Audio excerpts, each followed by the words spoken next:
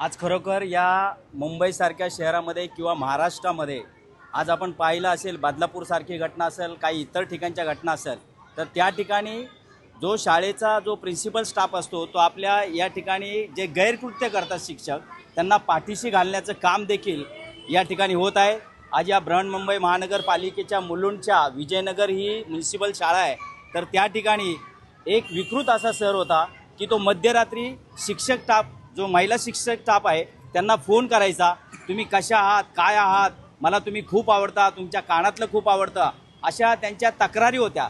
त्यांनी वेळोवेळी प्रिन्सिपलकडे तक्रार करून देखील त्या प्रिन्सिपलने त्याची दखल घेतली नाही आणि त्या लोकांनी आमच्या महाराष्ट्र नवनिर्माण सेनेचे सन्माननीय नेते अमित साहेब यांच्याकडे तक्रार केली आणि अमित साहेबांनी आमच्या विद्यार्थी सेनेला उपविभाग अध्यक्ष, त्याचप्रमाणे शाखाध्यक्ष यांना कळवलं की या ठिकाणी असा गोंधळ चालू आहे आणि आमची तात्काळ मनसेची टीम या ठिकाणी पोहोचली।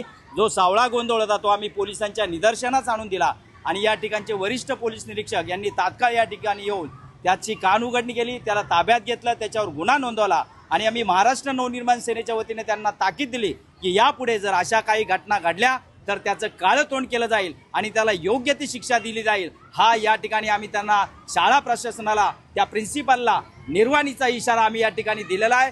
परत जरी अशा घटना आमच्या निदर्शनात आल्या तर त्याला तुडवल्याशिवाय मनसे राहणार नाही, हा निर्वाळीचा निशाणा आज या ठिकाणी आम्ही देत आहोत।